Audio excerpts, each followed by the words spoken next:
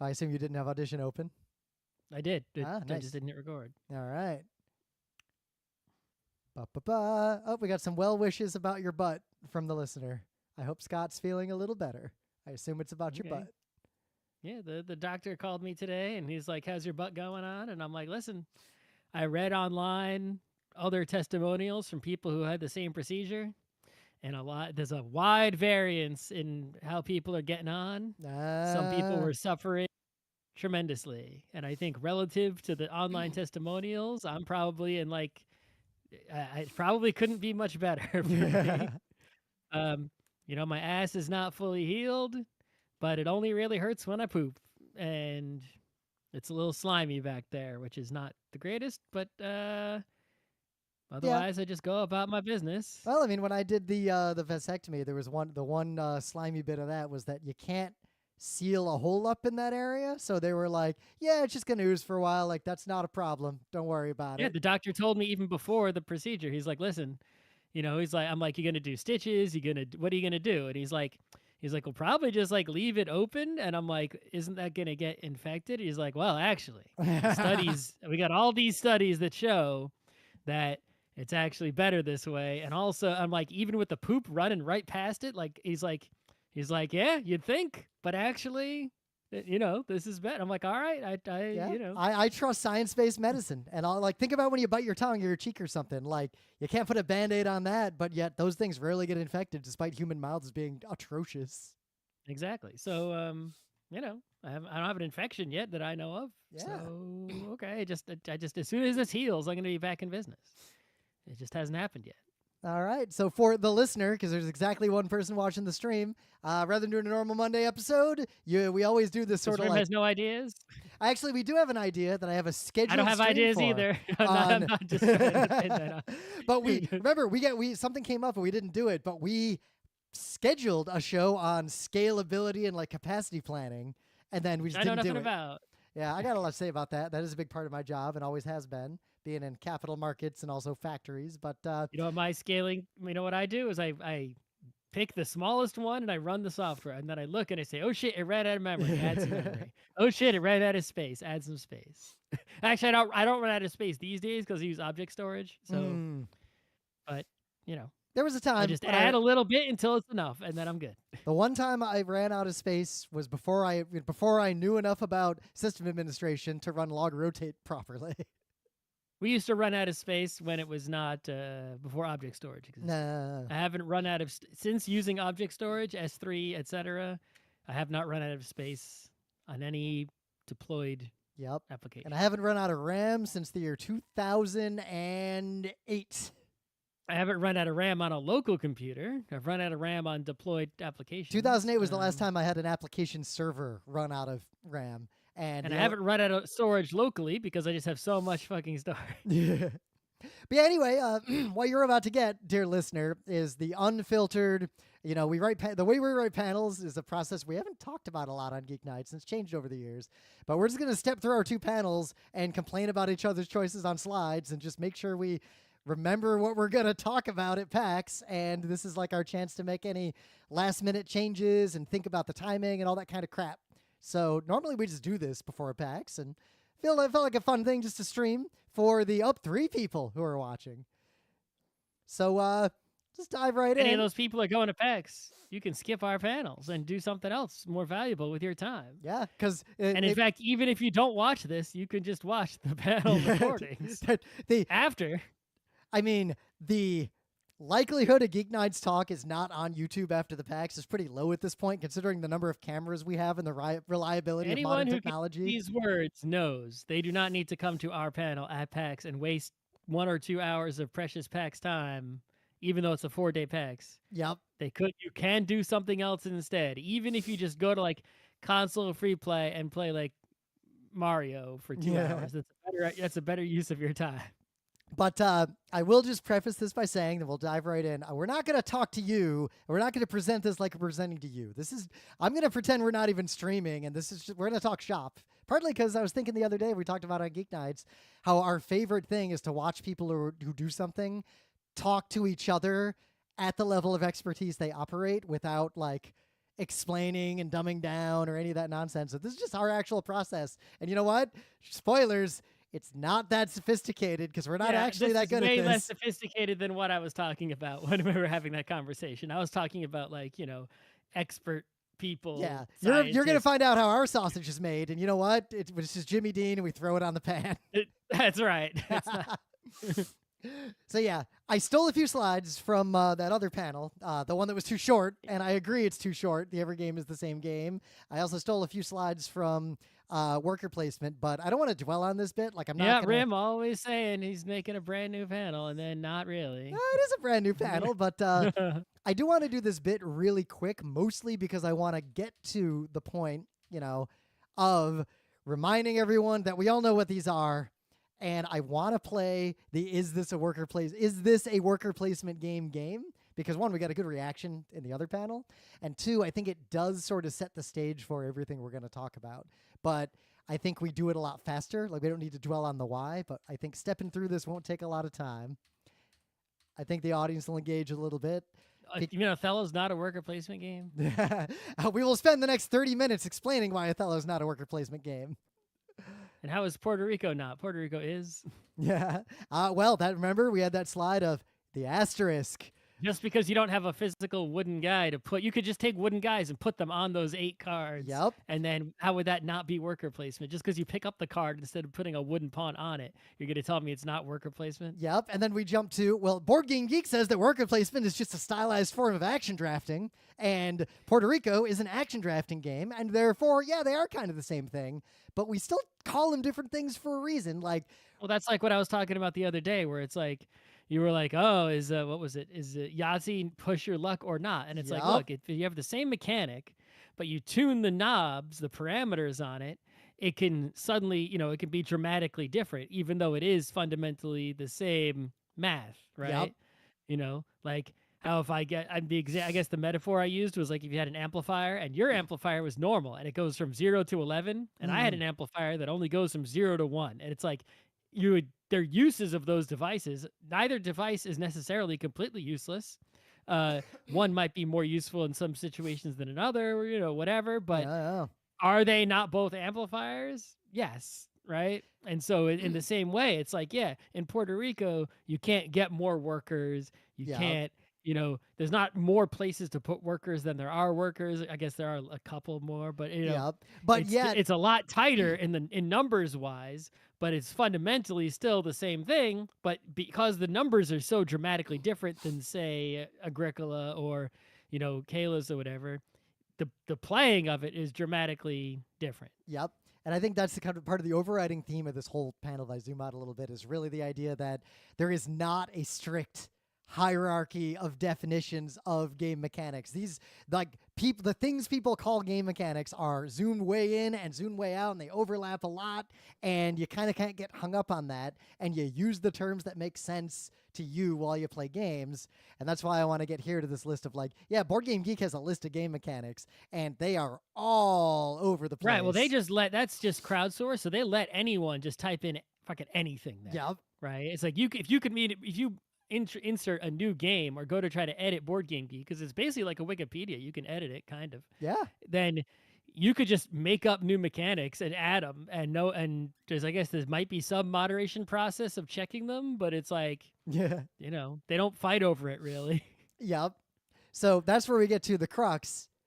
The easiest way to start here, we all know what game mechanics are. We're not going to get hung up on semantics. Let's analyze a game mechanic by looking at a game that only has one mechanic.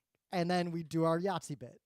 A little bit of Yahtzee. Yeah, but you could say, depending on how far you zoom in or out, the roll of dice is a mechanic. And you're getting ahead. So if we skip a little bit after we do the Yahtzee bit, I'm going to point out Yahtzee's one mechanic, right?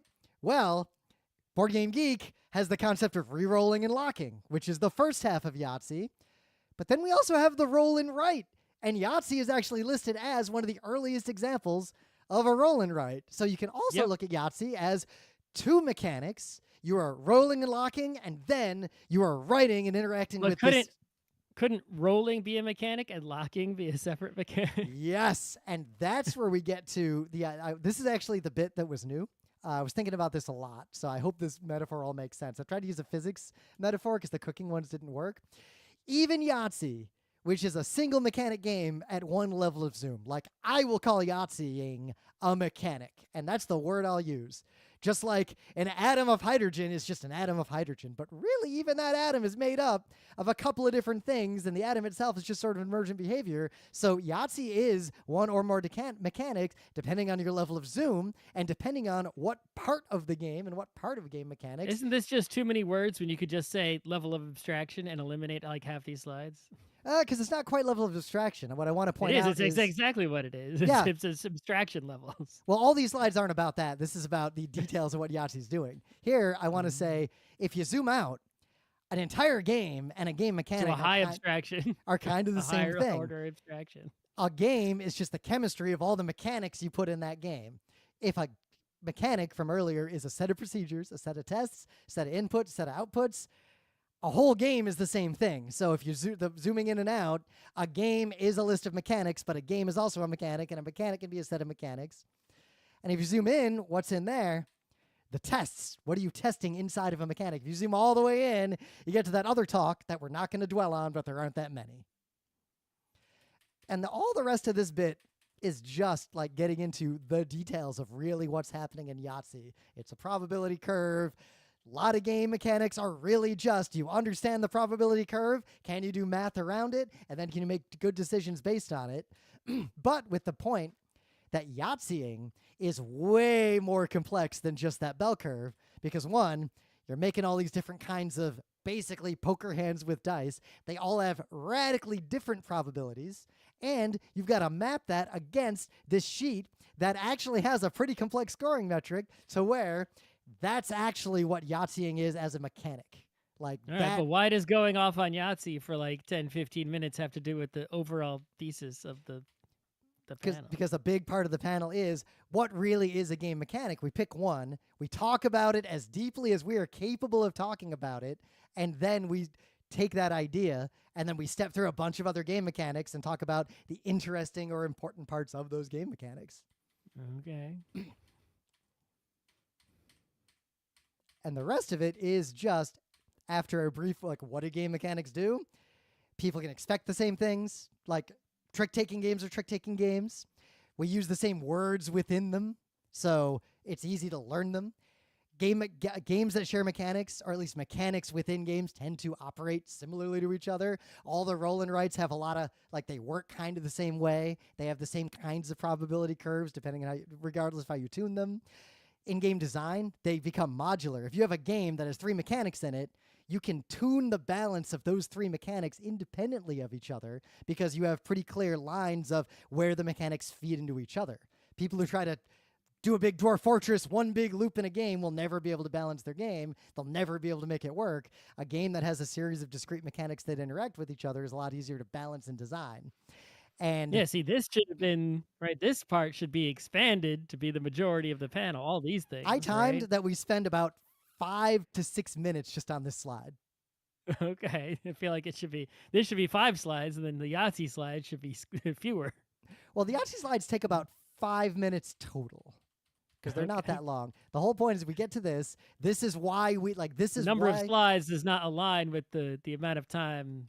Yeah, because they're quick visuals usually. You think I'm going to dwell on the details of 2d6 probability versus 3d6 probability? They're just just saying. approximating a bell curve over time. Why even have the you can have one slide. You don't need all 3. I think it's worth it to go to that level of depth because you can explore any individual game mechanic can be explored that deeply, and that depending on what you're trying to do, that might be that if you're trying to be a pro Settlers player, you've got to fully examine all the mechanics in Settlers to their full ultimate conclusions in detail. That's how you become pro. That's how you become good. But the whole rest of it then is just, let's talk about a bunch of game mechanics in an order. And what's interesting about them, what's meaningful about them, what they're good at, what they're bad at. And I avoided, and this is where I really want to step through and make sure it's where I'm not missing a mechanic you think we should talk about, or there's one that maybe we shouldn't talk about. I want to use mechanics that that have something really interesting to talk about and skip over all the sort of basic baby or uninteresting ones. Mm-hmm. Like push your luck, add as I tested, we can say a lot about. Like, there's a lot to say about what push your luck does in a game. Trick taking, Mhm. extreme. There's a lot. It's like the best example. We can talk about this one forever. Tile laying, exploring the map, revealing and building an environment. I actually want to zoom in specifically from there on the concept of bag drama, because that's one I don't see people talk about a lot. But every game that has it, the is it a bag you can put stuff in and take stuff out, like Yeah. the train It's game? sort of it's a specific subset of just randomness, just Yep.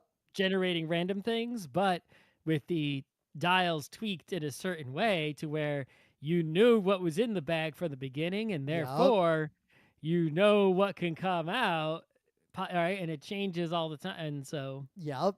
And also how it's used, because the tiles in Carcassonne come out of a bag, but the bag part of that is very minimal. It's just a randomizer. right. Whereas the bag here is more, well, in some games, is more influenced by stuff getting put into the bag, taken out of the bag. Right. It's like if you had a D6 and you could only roll it 6 times and you knew it would only ever roll a number it hadn't rolled previously. That's bag drama, right? Yep. It's like the first roll is 1 out of 6 chance of anything. The second roll is 1 out of 5 chance, and you know that whatever you rolled in the first roll will not happen again. And you could simulate that just by re-rolling if a number that you've already seen comes up. And Yep. right? Because what's interesting is stepping through all these, they all overlap so much because, if we get all the way back to that every game is the same game thing, they really are all just testing probability curves, randomness, or they're solved.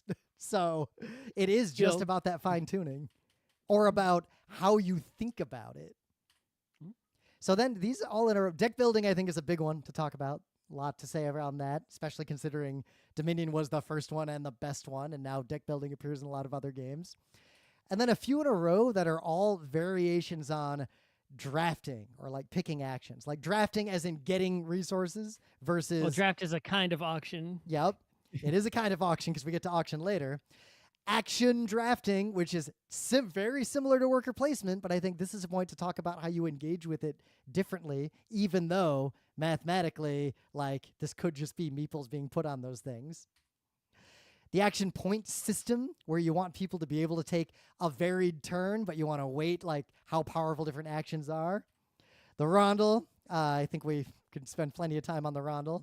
Still can't find a lot of games that have I was them. talking about rondels today with some other people. I saw that's a good idea for an RPG, and the fact that other people have done it. I learned about some other rondels from in another Discord Ah, that rondels we didn't know about. yeah, because all these are partly they balance games in terms of what actions people can take and how often they can take them, and a lot of this, like, these are the areas you can tune a game to make it fair, balanced, or interesting. Auctions, of course, a lot of these are just fancy auctions. And then we can talk about how everyone's bad at auctions and nobody can bid for shit. And like, this is something humans are extremely stupid at. And how games that have more realistic auctions are almost impossible for most people to play because people are really bad at them. They're bad at valuation. I didn't want to make a separate slide for it, but I think we should spend a little bit of time talking specifically about the blind bid, because that's my favorite kind of auction, I've realized. Just because you want to. Yeah. I mean, Amon Ray, 1, 2, 3, reveal your sacrifice is real fun. Every game that has that. Hidden movement and how it kind of doesn't work in tabletop most of the time. Almost every game that does it is bad or broken in some way. How it's cool, but it's hard to pull off. Oh, it's hide and seek. Yeah. Endgame scoring, like this. Basically, hidden movement is really more. It's like you call it hidden movement, but really what it is for one side it's deduction, and for the other side it's basically maintaining an information state such that deduction is as difficult as possible, right? Yeah. Because it's like you're forced to dole out information in small bits. You have no choice.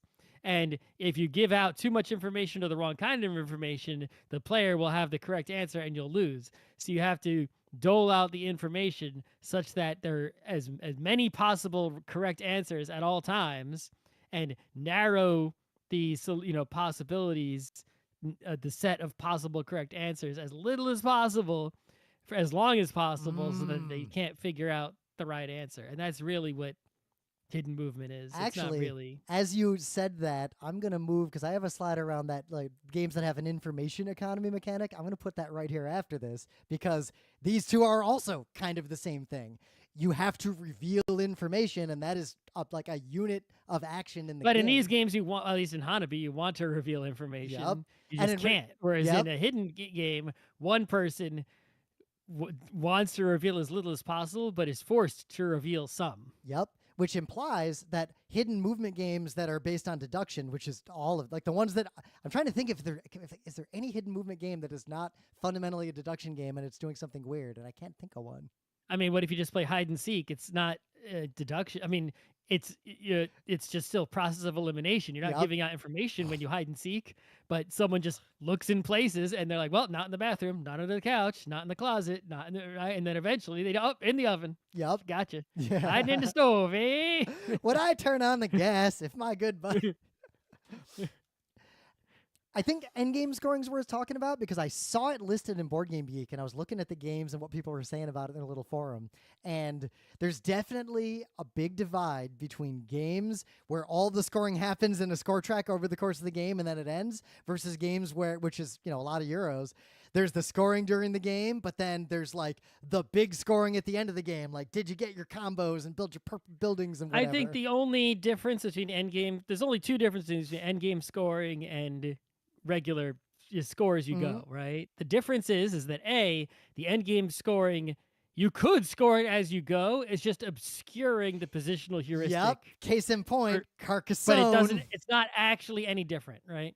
And the second is that to have end game scoring possible, you need to have some sort of game state that becomes set in stone. Or I guess no, you don't have to. It would be that there is some, I guess there had to be some things that you can have like possession of or states, and the states only matter at the end of the game, right? It's like in El Grande, you score 3 times. It's like, it doesn't matter if I put a shit ton of dudes in Catalonia, if you just blow them all out and then the scoring round happens, right? Yep. And so then you got games like it's a timing factor of the states are only, you're constantly messing with states, but the states are only checked periodically. Which also means we can make that because really some endgame scoring is just hidden calculable information, which is a common thing in games, and some endgame scoring is like what mission cards did Scott have and did he achieve them? I can't know. Well, those are right. So what mission cards that I have is, a hidden that's already set in stone, right? But El Grande, when there's a timed check, you only score at certain points. It doesn't matter if you're in first place the whole Mario Kart. It's only who's in first place over the finish line. So you get blown out at the close to the end of the third final lap. You lose, right? And so it's because you're only checking the victory points at a certain time, and otherwise you don't care who's got points or not. Versus you can get points at any time. We're constantly checking. Yep, continuous versus discrete. Air handling, I feel like we should talk about because we got a few examples of it. We got the ship, we got Dracula, and how rare this is and how important is it really air handling if it's handled? It's not an error if you handle it. It's part of the rules. Yeah, but case in point, I think actually that's a good point to make during this bit here, because if you're Dracula, you might mess up the cards on purpose, because just like in hockey, you're totally allowed to hit that guy the wrong way. You just have to sit in the box for 2 minutes so you get caught. That's right. Then actually talk about worker placement in a little bit of detail. Talk about it already? No, we didn't. Okay. It was mentioned, but we didn't actually talk about what it does. Mostly I think it's the idea that the workers matter in some way, like putting them out on the board. They take up space in some fashion, like that physicality and that blocking, I think matters a lot. Otherwise, it's really just action drafting, and I think they are distinct. At least they feel different in the way you play them.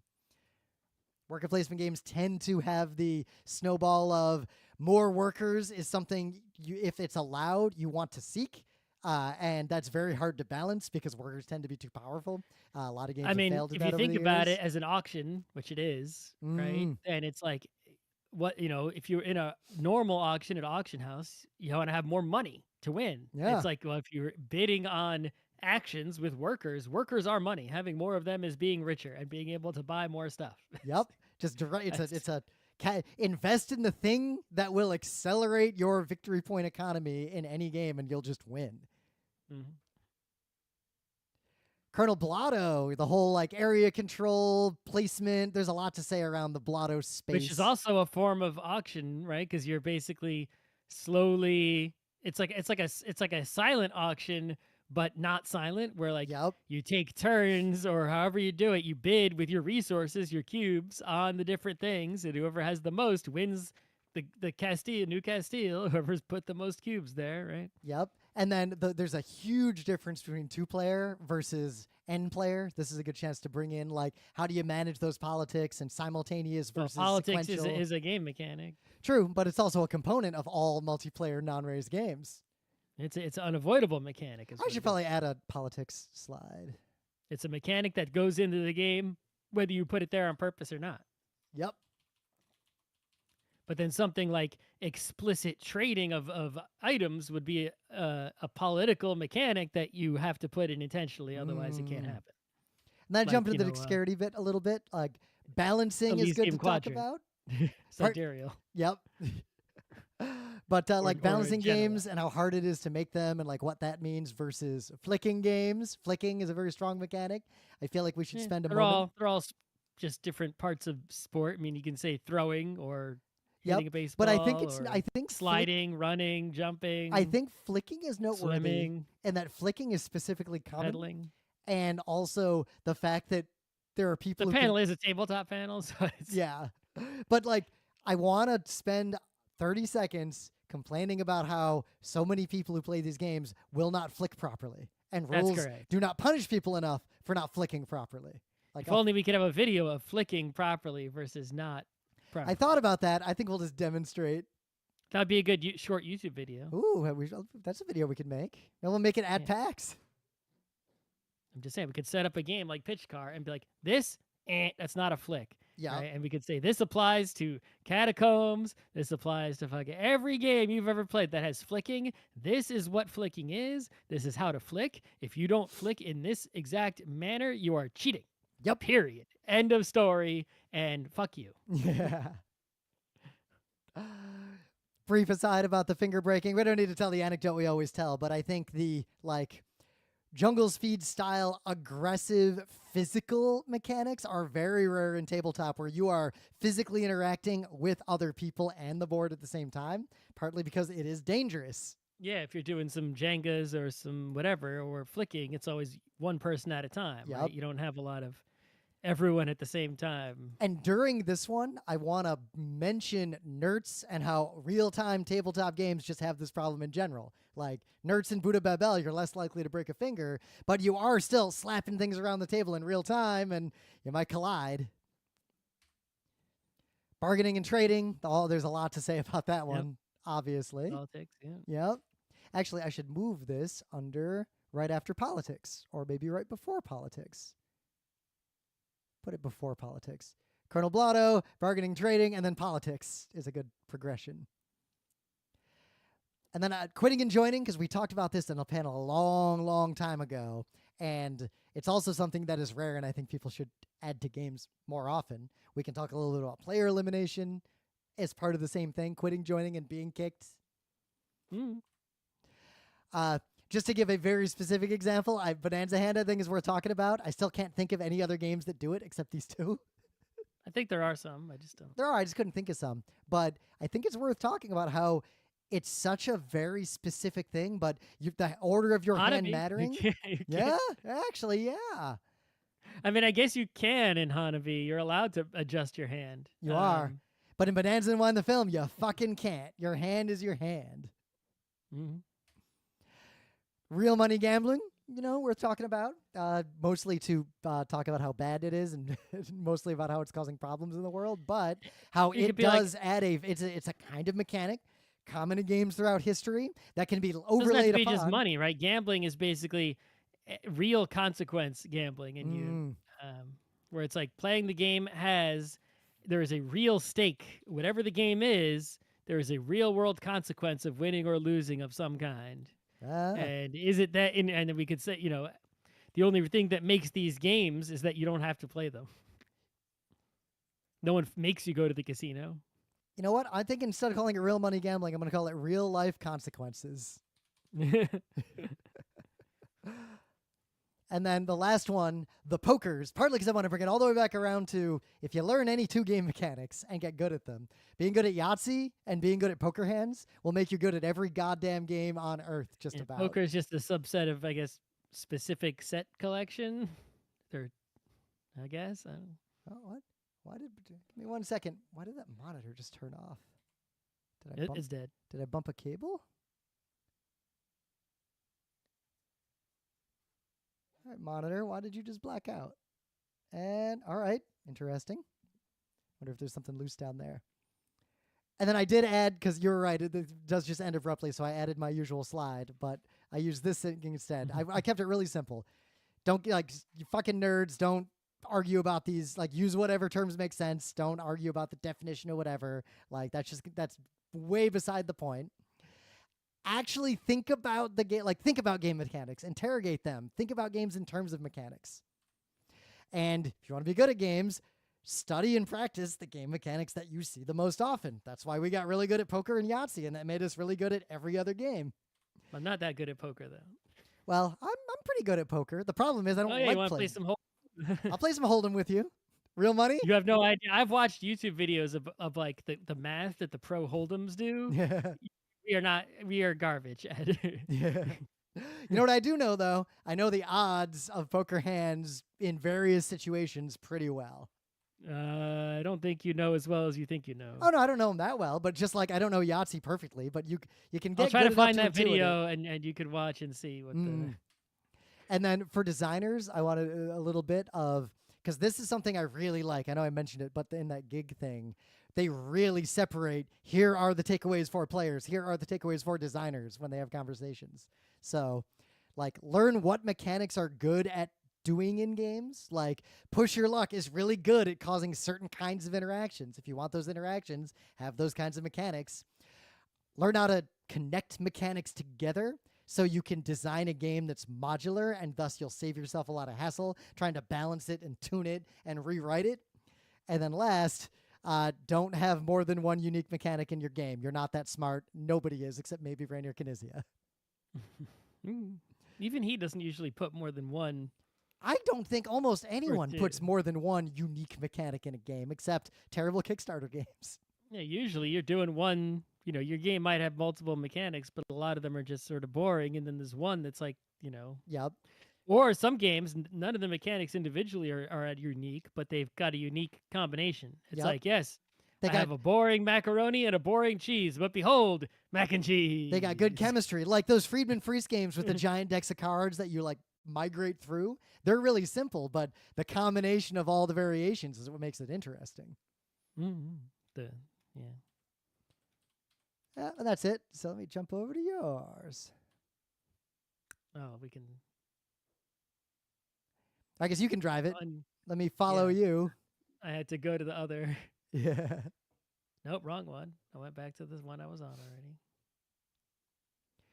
Okay, so we're talking about lifestyle games. Yep. So following. Basically, at the start of the panel, right, is there's two ways to look at YOLO, right? There's YOLO, therefore, live life to your fullest. Don't waste your life just being boring, right? But there's also YOLO, you only live one time. Don't waste your whole life playing one game.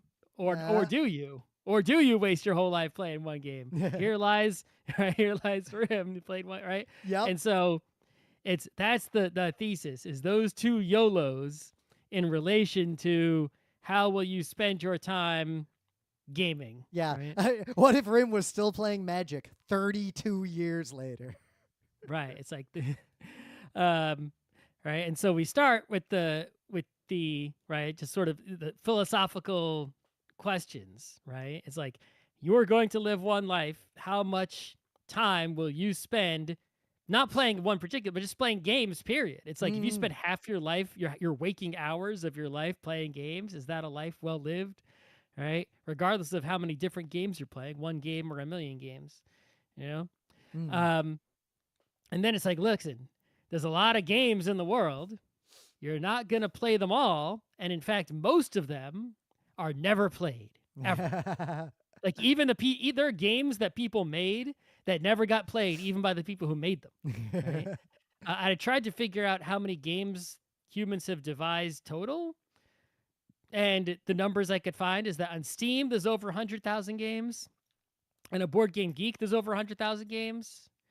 And so there are probably million plus, I'm going to say, games that people have made So, you that know, are if you in. want to bring it up, I gotta find, it was a paper, I read it a couple of years ago, but it was talking about how humans, like in general, for all of, like there's a lot of evidence, whenever human societies, even going back into prehistoric times, as soon as they have any amount of surplus and security, they do the same things. They immediately start making music, telling stories, and designing and playing games. Those are the three things Exactly. they do. That's right. So there's a But yeah, lot. there's a lot of games. You're not going to play most of them, Mm. right? And then I got an aside, which is just to tell people don't buy a game until the exact moment you're going to install it and play it. Yep, I think I Right? can jump in with my numbers look way worse than Scott's numbers because I didn't follow Scott's policy for a long time because I'm And stupid. I didn't come up with that policy till several years of mistakes. That's why the number is so big. Anyway, back to the right. So there are some games we can actually go like back to this slide to be like, okay, just Mm. after the aside, we could be like, look, there's a lot of games. Most of them are never played. Some of them are played by many people, but nobody plays them that much, right? It's like Mm. Candyland is played by tons of people, a little bit each, right? When you're a kid, you play some Candyland, or maybe when you're an adult and you have kids, you play a little Candyland. Yeah. But you don't spend years of your life playing a Candyland, right? But millions of people play Candyland at least once. Solitaire, good example, right? Is like everyone played some solitaire. Almost everybody. Anyone who's ever seen a deck of cards played a solitaire. But no one's spending years and years playing solitaire. Even if you have like the worst job and all you've gotten is Windows 3.1, maybe you'll spend hours and hours playing solitaire, but not that long, right? Um, but then there's games that people play their whole fucking life, right? There's like one game and someone spends like literally years, decades just focusing their entire life Mm. like their sole main hobby, like they just go deep on this one game, like chess, right? And then these are the games we did that way. Yeah. Right? We guilty. Yep.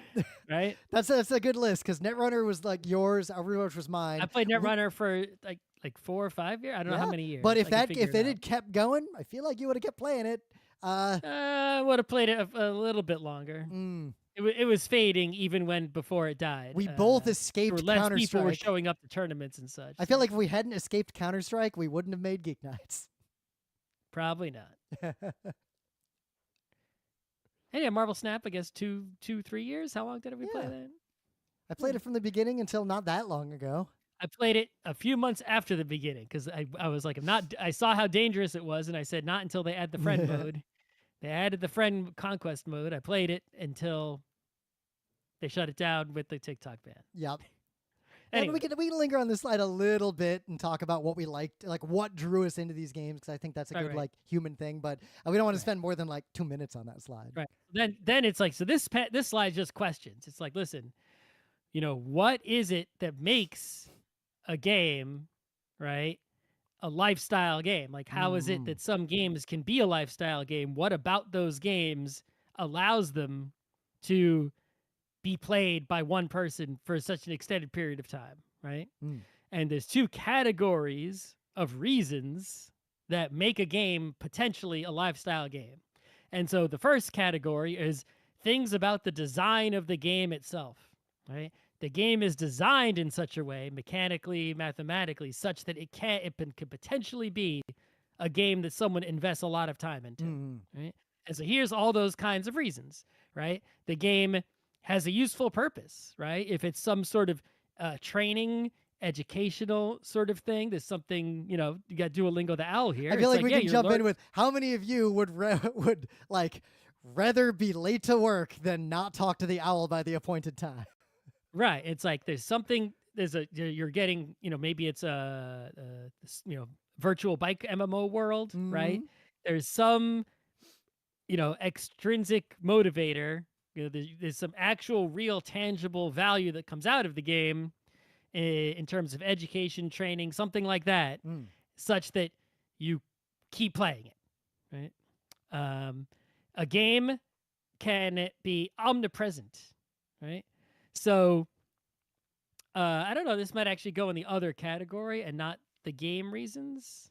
Yeah, it is more of a It- social reason, but at the same more of a time, social reason.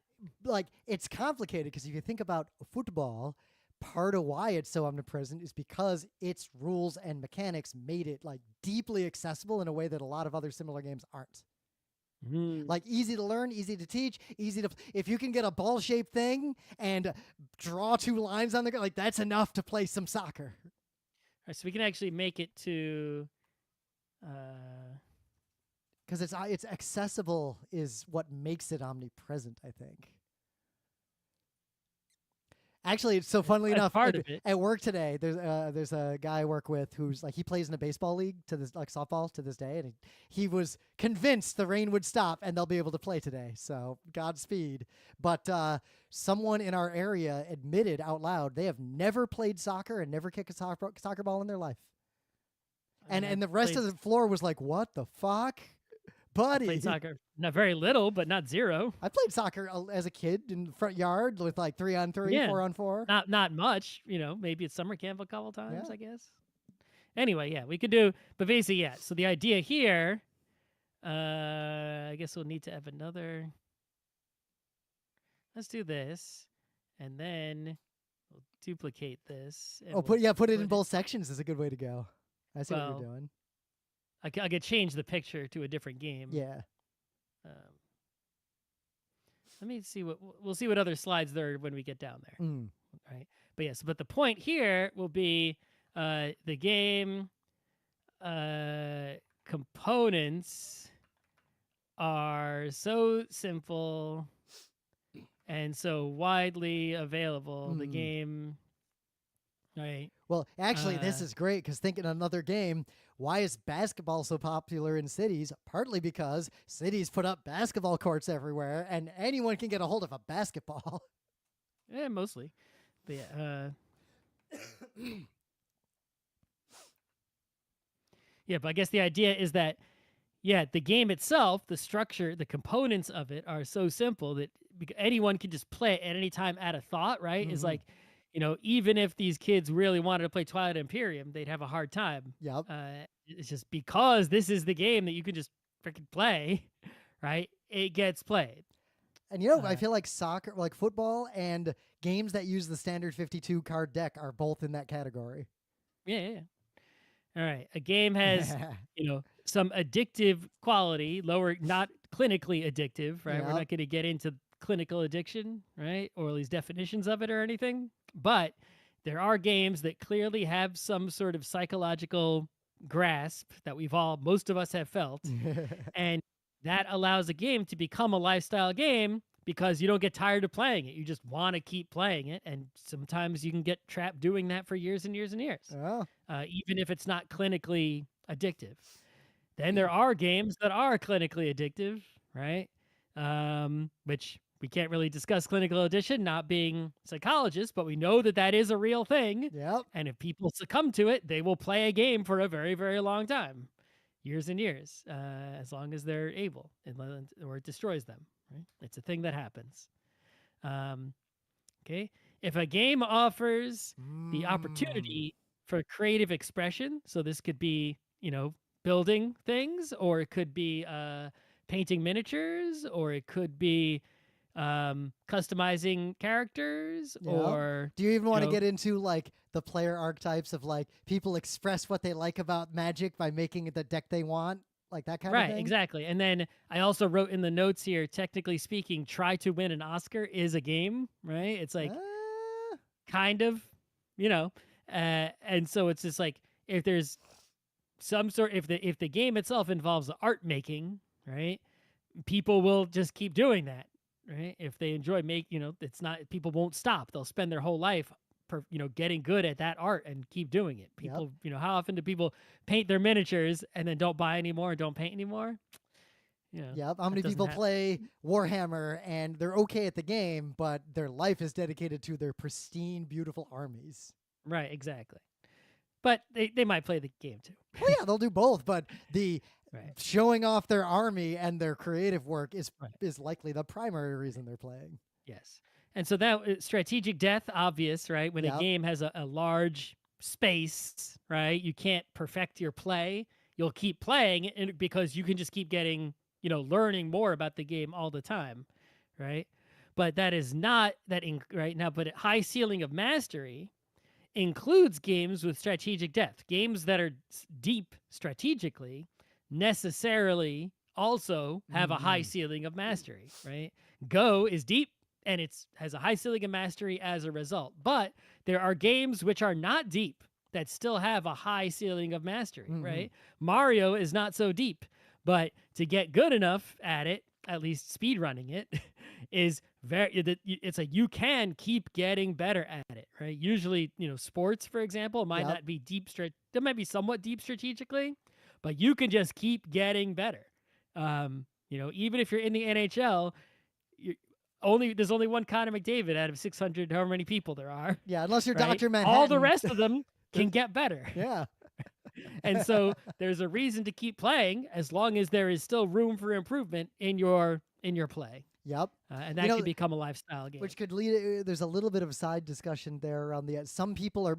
I don't know. This might be too much for the panel, but some gamers are motivated by winning, and some people are motivated by self-improvement. Yeah, not within the all of game. these are going to be in every lifestyle game. Yep. Right. And some people. And they want to attract all the same people. Right. Right. Some people. It might be a lifestyle game for someone if it's the art kind, but the creative expression might not make something a lifestyle game for someone else. It's just ways that a game can be a lifestyle game for somebody, right? If it doesn't have any of these, it's going to be really hard for that to become a lifestyle game for anybody, right? Because there's nothing that would keep a human interested in it to invest time and effort and thought into it for an extended period. Okay, so then we got game instance variance, right? Where the game, every time you play, it's different, and that can keep someone playing forever, basically, because every time, if it's the same every time, you'll get bored of it. But if it's different every time, it's pretty straightforward, right? Yep. We can poll the audience. How many of you are friends with Jimbo? Right. How many of you are playing that game right now on your phone in this panel? Yeah, good. You're not wasting your time listening to me. Yep. All right, you got living games. These are games where the rules of the game are changing, where there's some tender of the game or some administrator or design, whoever that is modifying the game on some interval or constantly or regularly modifying the game so that technically speaking, every time they modify it, it's a different game.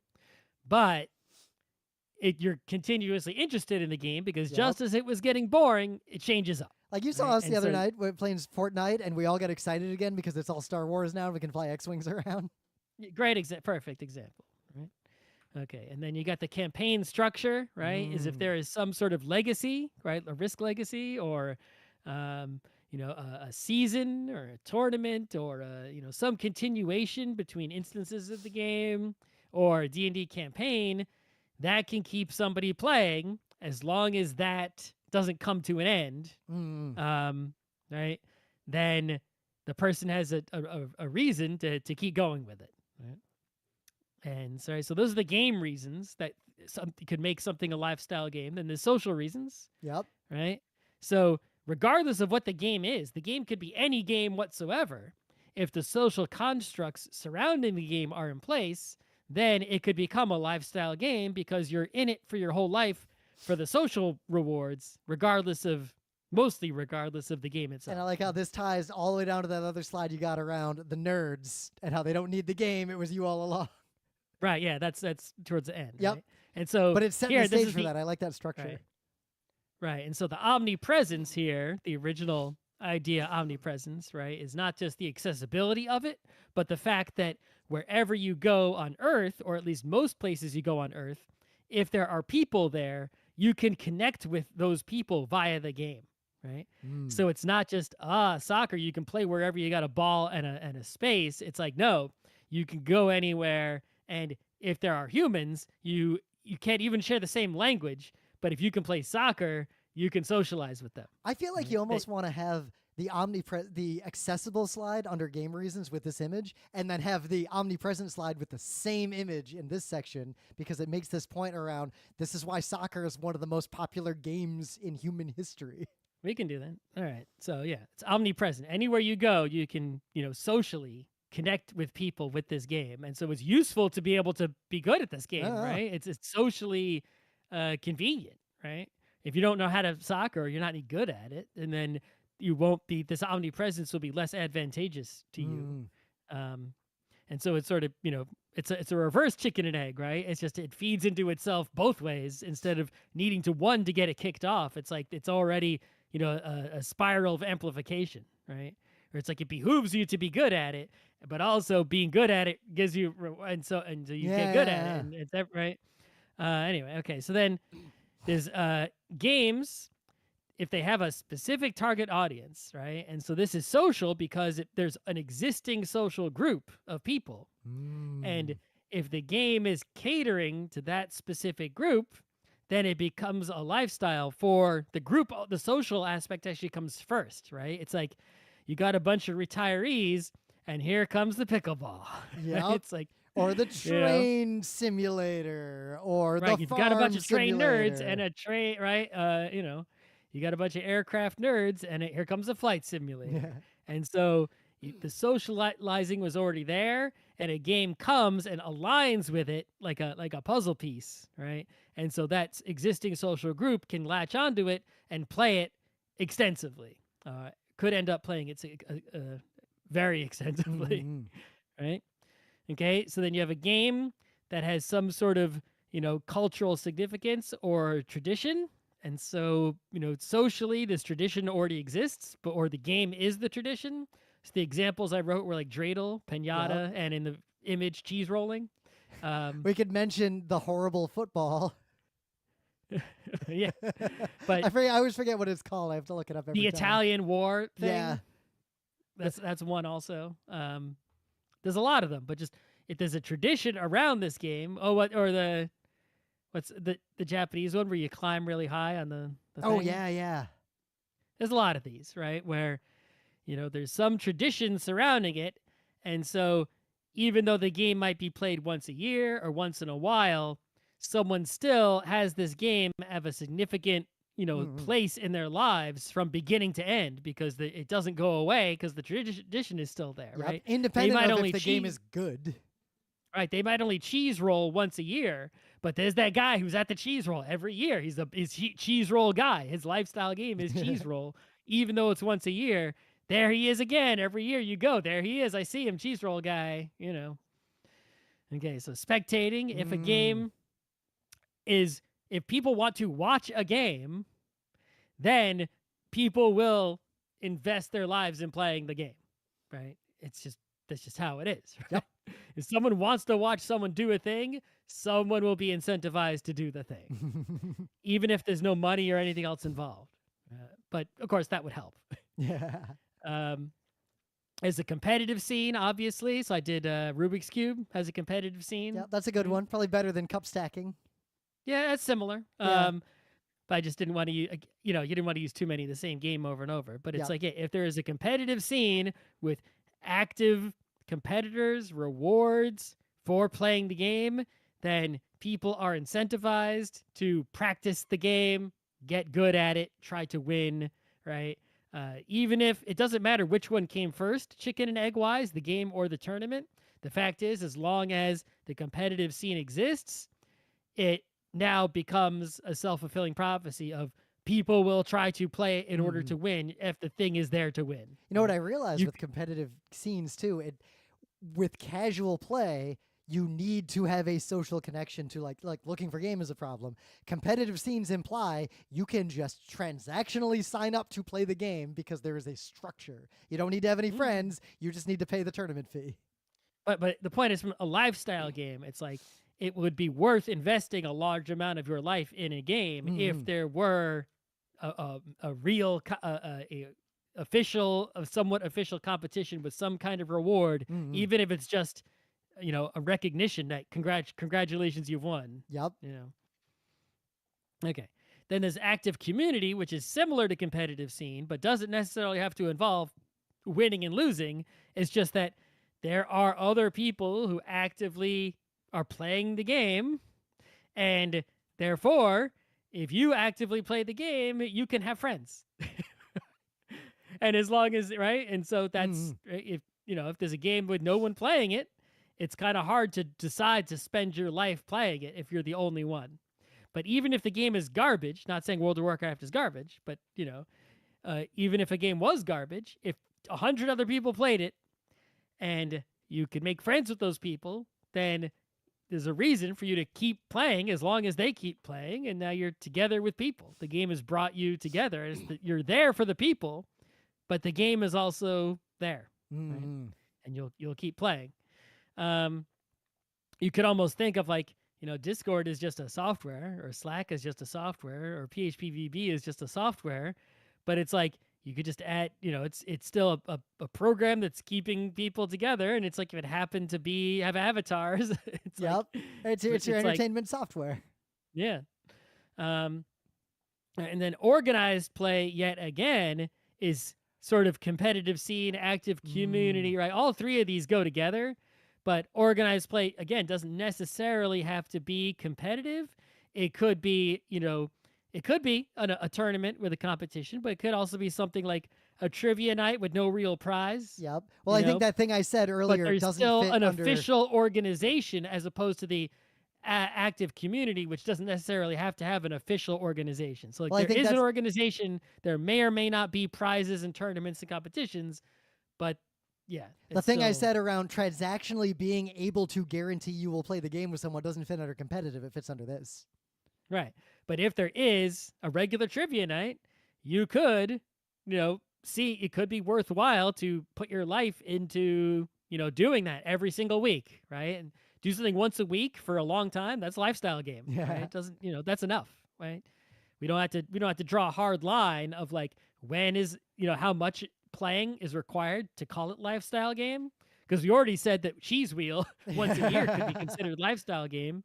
So why can't once a week trivia? There are people whose job it is to be like trivia master, right? Oh, so we were with a coworker of mine at the Huntress a while ago, and they did trivia there. And because we were there, we're like, we'll do the trivia. And it was very clear about half the tables at the bar, these are people who come every week to do the trivia, and everyone else just, trivia is happening. All right, I'll fill this thing out. And you got crushed by the...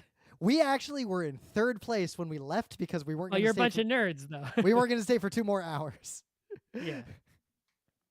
Anyway, it says professional play. I appreciate that screenshot. It took me a long time to find the right Counter-Strike screenshot.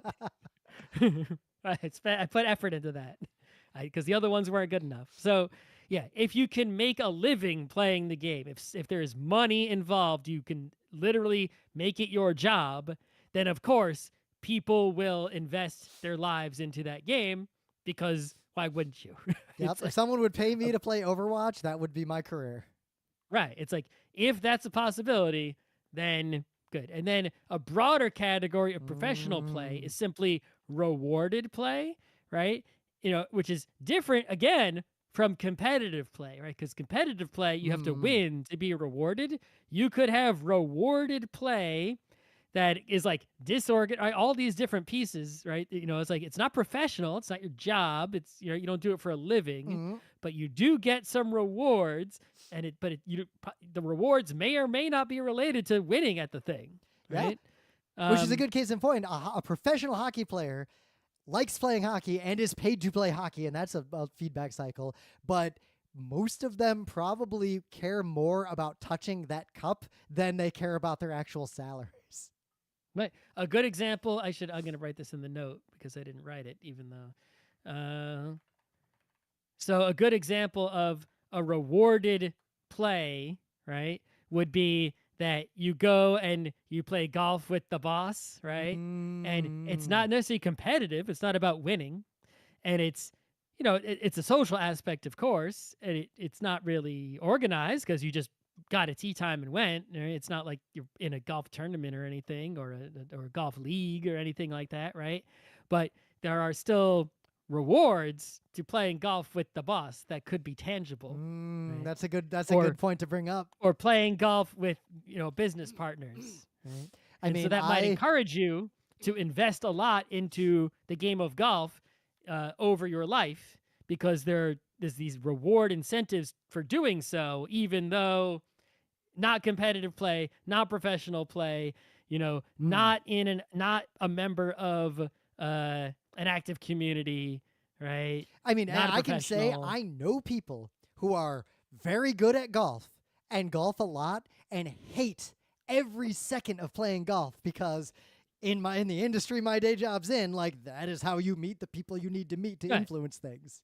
But just an example of it's possible to have rewarded play that Mm-hmm. isn't any of the above, and Yep. that would still be enough to incentivize someone to make a game a lifestyle game for themselves and eat up a significant portion of their waking Yeah. hours. But Uh, you mentioned because you're coming back around to that final conclusion. Don't waste your life, etc. that's right. So then, right, we're gonna say, okay, that's what it takes to make a lifestyle game. You need some number of those game reasons or social reasons around the game to get someone to invest a large Mm. portion of their life in the game. If you want to make a lifestyle game, you want to make one of these games. Well, first of all, should you? Yeah. Can you? Right? All right. So how do you do it? It's pretty easy. All you do is make sure that your game has some of the things we just mentioned in it, right? Some of them are easy to do. Like you can make a game with strategic depth pretty easily, right? Just make it really complicated. Yeah. Look over at tabletop. It would be really hard to make a game become a tradition. That's difficult. Not Mm. impossible, but difficult. Yeah. Right? Dreidel 2 didn't come out. Right. And then it's like, to make a game a professional game, it's like, well, you'd have to have a lot of money and you could do it. But if you don't have a lot of money, gotta be tough. Yeah. You know, hold a tournament. Well, you can just hold one. It's like, get people to show up. Maybe not as easy. Yep. Right? Should you? Right? Should you make this kind of game? I guess it depends. On your goals. Right? Um, and it said there are two things to be aware of, which are on the next two slides. Mm. Right? Which is number one: if you try to make a lifestyle game, it's harder to get that game off the ground, because for any player to like get anything out of the game, they'd probably have to invest a lot in the game. Mm-hmm. So it's hard to do, like, you get a quick demo of the game and people are like, and they're not, it's like you have to have that thing sort of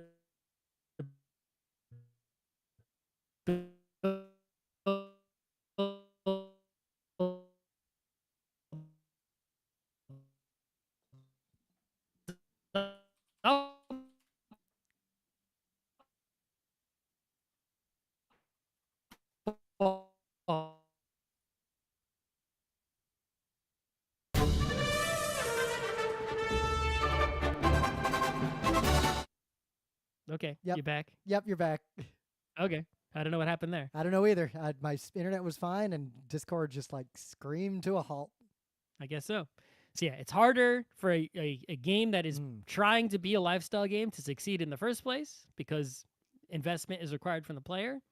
But it's also harder for the game, once it's up, it's harder for Mm. it to collapse entirely. Now it can collapse easily, right? You see things like friggin' Dragon Dice, or MMOs that failed, Yep. but they collapse bigly, but not completely. Because people have invested their lives into it, there will always be some number that, like, hold on. Like even right? Tribes 2 has got that 100 people who are still making it happen. Exactly. So it's like, that's sort of the upside, is that if you make one of these games and you get it off the ground, it'll at least hover a millimeter above the ground for a long ass time, Mm. because somebody has put too much in, and the sunk cost fallacy, they're not going to quit, even though many people will. All right. And then I don't know if you need to have time for this or not, but there's an aside about preservation. And Mm. basically, the point I want to make is that people want to preserve things, right? And the best way to preserve something is not to use HD Rosetta or bury it in a vault in the Arctic, although that might not be a bad idea, seed vault, right? Yeah. But as long as people care about the thing, right, it will be preserved, right? It's the best preservation anything can have is people who are alive still care. Mm-mm. John Lennon's, the Beatles' music will be preserved forever, even if it was on shitty, flimsy ass vinyls, because people still care Yeah. and will make sure that it doesn't get lost. Whereas, you could take a no name garage band's music and put it on the most durable media ever, and then some library will check it because they don't have room for it anymore and no one gives a shit. Look upon me, King of Kings. Right.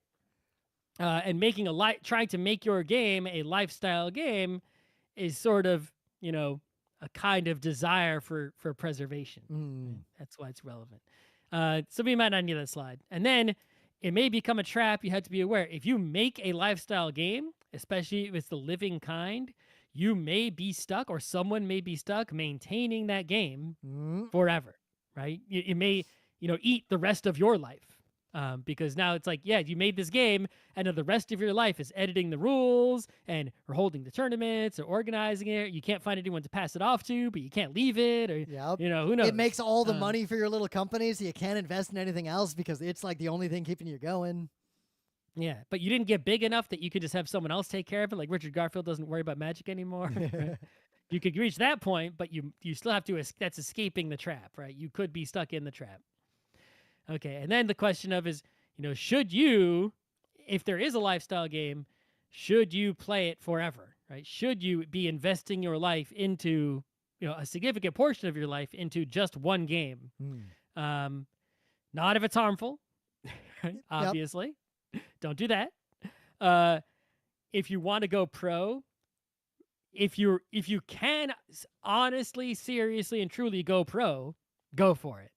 But consider if can you realistically? Yep. The answer is probably no, right? Almost nobody can. Okay. Are you benefiting socially? Glad we're Right? bringing If this you're image back. I haven't used it in a while. Right. If you're benefiting socially, then yes, you should have a lifestyle. Keep playing that lifestyle game because that's what's going to bring you happiness and joy and human connection. That's fantastic. Do that, right? That's awesome, right? You'll accumulate a life of not wonderful memories playing a game, but I bet you'll mostly remember the people you played with, and that would be a life well lived, by all standards, right? Terrific. But also consider if your lifestyle game is a game you're playing for the social reasons that we listed before, is there a way that you can keep, once you have the social establishment, that you can discard the game if you don't like the game? You might like the game, and you might keep both the social and the game, and that's good. Mm. But there are some situations where people hold on to a game that they don't like so much because of the social aspect that's tied to it. Yep. And it's like you could untie them and keep the social part. Nothing's stopping you. You could move to a new game. That happens sometimes, right? But There keep is a that dark in mind. inverse. I think there are groups. I don't know if this might be dark for the end of the panel, where the game, they find out the game was actually the only thing holding their group together. There was no socialization outside of it. They didn't like each other. They Yep, hated each other. I have definitely seen Reddit threads about that in D&D groups who didn't actually like each other, and once they stopped But I playing mean, if that's D&D, the case, then you should just end it and find a different. yeah, you know. rip that band-aid off now. Yeah. Okay, so if you decided you're going to play a game forever, how do you do it? Right? We have to study the blade. Right? If you're going to invest so much of your life in this game, you should try to get as good at it as you can. Yeah, like don't be a scrub. actually study it, right? Actually practice it. Try to get better at it, right? Participate and show up, right? If there's tournaments, go to them. You don't have to go to every single one, but you should go regularly. Because not just for your own benefit, because like you've invested so much in the game, in order to get out of it, you need to show up and play it. But also it helps others get out of the game. You showing up is actually a service to other people, right? It's like when I show up to a tournament, that means when someone else shows up, there's someone for them to play with. Yeah. Right? And so, that's what boosts the game and keeps it going, and grows the game, is just showing up, even if you suck, even if you lose, right? Do you really want to own a huge pile of Magic cards and you never play? That's kind of I sad. feel like there's a side point there around you will not be successful in making a game a lifestyle game if you only have fun when you win and you freak out when you like. You've got to enjoy winning and losing equally and be seeking the betterment and all the other parts of the experience. Yeah, but it's saying if you want to have a lifestyle game, Mm. actually show up to events for that game, right? Otherwise, what are you even doing? Um, be prepared. This is the Matrix Online. Be prepared because the game, like we said before, right, is that even though it probably won't die completely, it could collapse into sort of a failed state, and you need your life to go on. So you should never invest to the point to where like you need this game, right? And you're nothing, That's a good point to make right and there. you're nothing without it, right? It's like you can make it a big part of your life, but it can't. You need to still keep something else in your life, job, friends, family, something. It can't be the only thing in your life, but it can be a major part of your life for many years. That's fine. But if the game could disappear, and then what are you going to do, right? So if you're not in a situation, if you think if this game dies, I'm in trouble, that's You got to win need to do yourself off something, that game stat. right? You need to rectify this situation now before the game fails, Mm-hmm. right? Which is don't be afraid to quit the game, right? You know, it's like, yeah, even if the game is going, is super healthy and super strong, right? No matter how much you invested in it already, don't let the sunk cost fallacy keep you trapped in there if it's not working for you, right? You could switch to another lifestyle game, or you could just have no lifestyle game. Or it's like I put a lot of time into Marvel Snap, and then I just stopped playing immediately. Yep. And then I never played it again. I haven't opened it. I put a terrifying number of hours into Sierra Online's The Realm, and I quit when I started playing a lot of D&D instead because that was more fun. And I just forgot about all of it, even though I put a lot in. Yep. Right? And no big deal. It doesn't matter. Haven't even thought about opening it until just now. I deleted the app from my phone. I did too. Anyway, right? Also, don't be afraid to come back, right? There's no law that says you can't come back, right? If the game continues to live after you've left, yeah, there might be some feelings like if you come back, you're way behind, or different people are there, or whatever. But it's like, listen, if this is what you need at this time in your life, and you know, go right ahead. It's like I've seen people leave jobs and come back to those jobs. I've seen people, Michael Jordan left basketball, went back to basketball, right? It's like you can do it. There's no law that says you can't go back. If that's what's right for you, go back, right? Maybe you played chess a whole bunch in high school and college, and then you stopped. And then later in life, there's a chess club, and now you got a whole bunch of new friends because you went to the chess club, even though you stopped playing for 15 years. Right? That's great. That's fine. Okay. And then, remember you only live once, which means, right, the original sense of don't, go through your life without ever doing anything interesting because you're playing it too safe, but also don't waste your life playing one freaking game your whole life. I feel like we got a lot of GeekNights panels that have this moral of if you're going to do stuff like this, just do it eyes open. Right. You need to understand what you're doing. If you're going to do it well, right? Make the most of it, right? Don't do a crappy job of it. Mm-hmm. Don't let it hurt you in a damaging way. Do it in a healthy, responsible way, right? With an appropriate amount of time. But you don't want to end up, right? Where was my grave? You stick the grave again at the end might be a good capstone. Grave again at the end? I think so. Yeah. All right. Grave again at the end. Because, do you really? Well, do you want to be in the retirement James Bond home at the beginning and the end at 102, thinking back to? I'm glad I spent all that time playing Civ 2.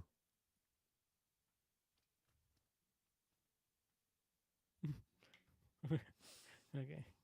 I'm glad I played Counter-Strike instead of having a life. Look, I got 2 different posters for the same movie. Nice. Yeah. Right. No regrets.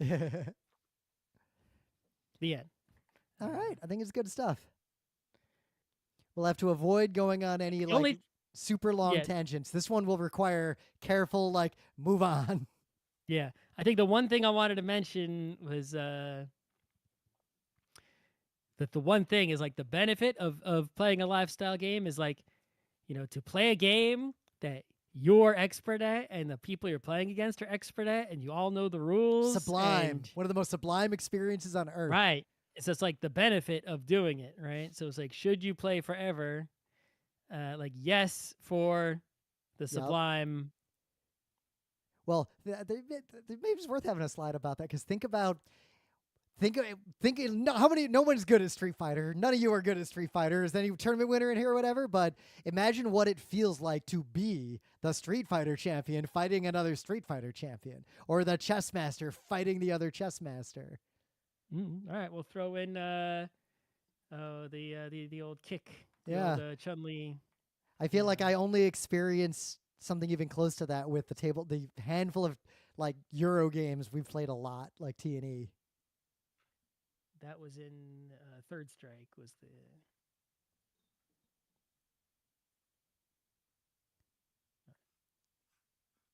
All right. And otherwise, we got pretty long, easy packs. Here we go. I get in at like 7. Yep, there you go. I get in at like 7:48 on Wednesday, so I'll probably eat on the train.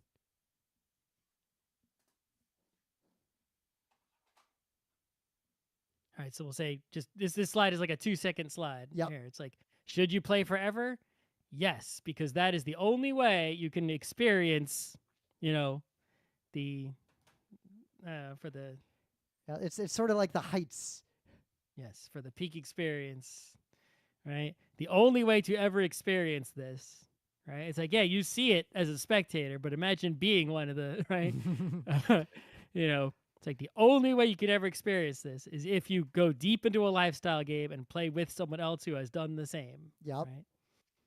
And most people will never experience something like this, And you may have to sacrifice a bunch to be able to experience that.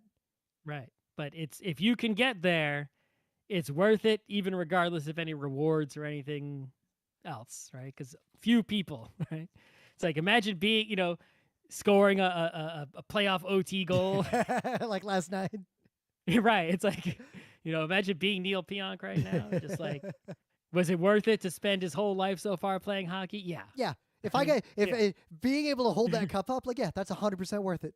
Even forget the cup. Yeah. He could lose the cup now, but just to be someone who scored. Yeah. Right.